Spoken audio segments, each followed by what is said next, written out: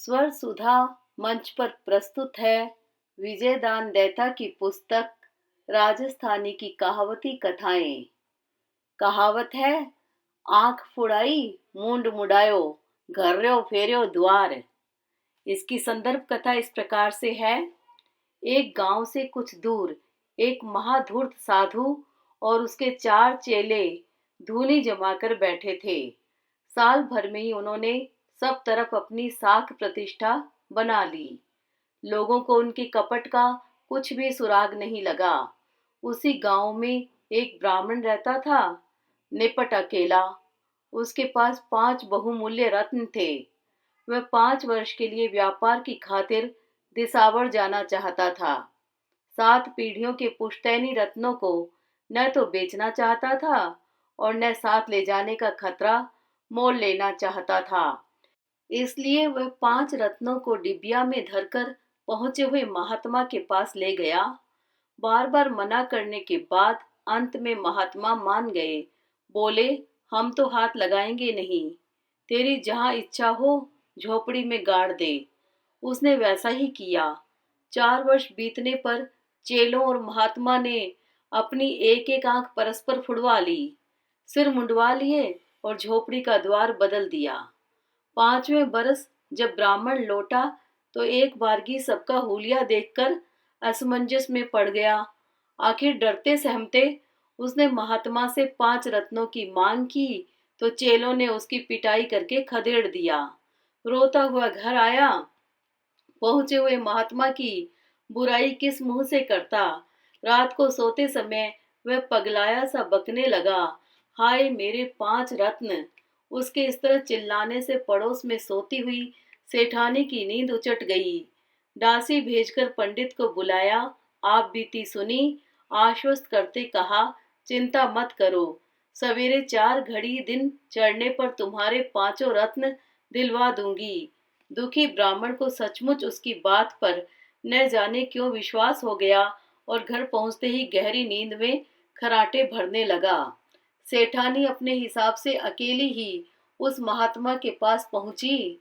दुखी स्वर में बोली, उन्हें दिसावर से गई पूनम को आना था। न जाने क्या आफत आई कि इस बार वे अपना कौल भूल गए। मैं उन्हें लेने दिसावर जाऊंगी। पहने हुए सारे जेवर और पेटी का यह माल आपके अलावा किसे सौंप कर जाऊं। पेटी के भीतर नगीने जड़े आभूषण और मोतियों के हार देखकर उनकी फूटी हुई आंख ललाट में ऊंची चढ़ गई।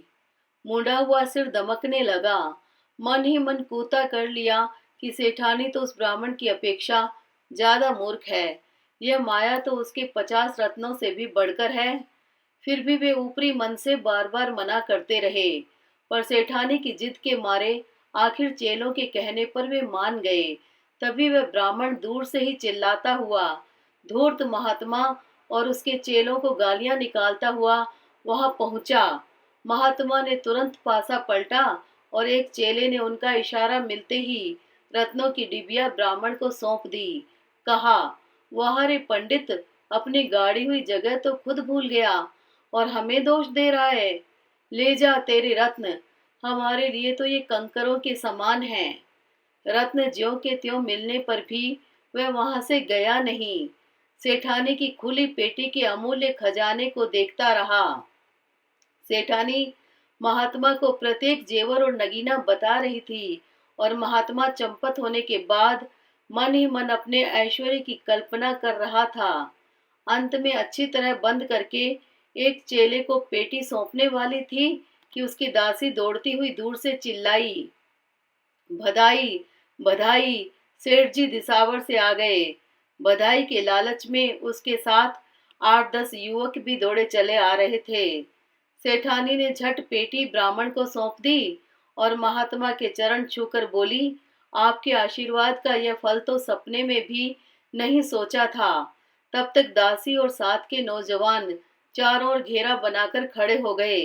एक युवक तैश में आकर बोला, सेठानी जी के मना करने पर तुम्हारे बाने का मान रख रहे हैं, वरना मुंडे हुए सिर फोड़कर ही दम लेते।